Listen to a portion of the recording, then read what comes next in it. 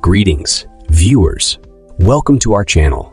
Today, we're delving into the complex and chilling history of Adolf Hitler, a figure whose actions left an indelible mark on the world. Adolf Hitler, by name Der Führer, German, the leader, born April 20, 1889, Braunau am Inn, Austria, died April 30, 1945, Berlin, Germany, leader of the Nazi Party from 1921, and Kanzler and Führer of Germany, 1933, for Typhi. He was Chancellor from January 30, 1933, and after President Paul von Hindenburg's death, assumed the twin titles of Führer and Chancellor, August 2, 1934. Hitler's father, Alois, born 1837, was illegitimate. For a time, he bore his mother's name, Schicklgruber, but by 1876, he had established his family claim to the surname Hitler. Adolf never used any other surname. After his father's retirement from the State Customs Service, Adolf Hitler spent most of his childhood in Linz, the capital of Upper Austria. It remained his favorite city throughout his life, and he expressed his wish to be buried there. Alois Hitler died in 1903, but left an adequate pension and savings to support his wife and children. Although Hitler feared and disliked his father, he was a devoted son to his mother, who died after much suffering in 1907. With a mixed record as a student, Hitler never advanced beyond a secondary education. After leaving school, he visited Vienna, then returned to Linz, where he dreamed of becoming an artist. Later, he used the small allowance he continued to draw to maintain himself in Vienna. He wished to study art, for which he had some faculties, but he twice failed to secure entry to the Academy of Fine Arts. For some years, he lived a lonely and isolated life, earning a precarious livelihood by painting postcards and advertisements and drifting from one municipal hostel to another. Hitler already showed traits that characterized his later life: loneliness and secretiveness, a bohemian mode of everyday existence, and hatred of cosmopolitanism and of the multinational character of Vienna. In 1913, Hitler moved to Munich. Screened for Austrian military service in February 1914, he was classified as unfit because of inadequate physical vigor. But when World War I broke out, he petitioned Bavarian King Louis II to be allowed to serve, and one day after submitting that request, he was notified that he would be permitted to join the 16th Bavarian Reserve Infantry Regiment. After some 8 weeks of training, Hitler was deployed in October 1914 to Belgium, where he participated in the First Battle of Ypres. He served throughout the war, was wounded in October 1916, and was gassed 2 years later near Ypres. He was hospitalized when the conflict ended. During the war, he was continuously in the front line as a headquarters runner. His bravery in action was rewarded with the Iron Cross, second class in December 1914, and the Iron Cross, first class, a rare decoration for a corporal, in August 1918. He greeted the war with enthusiasm, as a great relief from the frustration and aimlessness of civilian life. He found discipline and comradeship satisfying and was confirmed in his belief in the heroic virtues of war.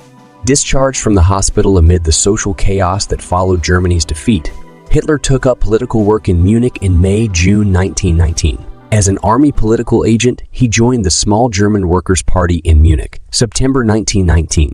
In 1920, he was put in charge of the party's propaganda and left the army to devote himself to improving his position within the party, which in that year was renamed the National Sozialistische Deutsche Arbeiterpartei, Nazi. Conditions were ripe for the development of such a party. Munich was a gathering place for dissatisfied former servicemen and members of the Free Corps, which had been organized in 1819 from units of the German army that were unwilling to return to civilian life, and for political plotters against the Republic.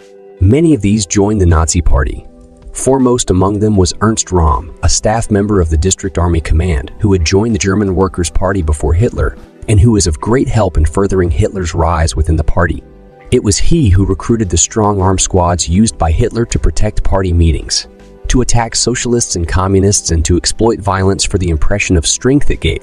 In 1921, these squads were formally organized under Röhm into a private party army, the SA Sturmabteilung.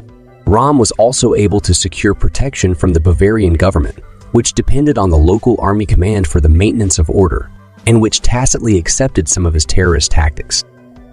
Conditions were favorable for the growth of the small party, and Hitler was sufficiently astute to take full advantage of them.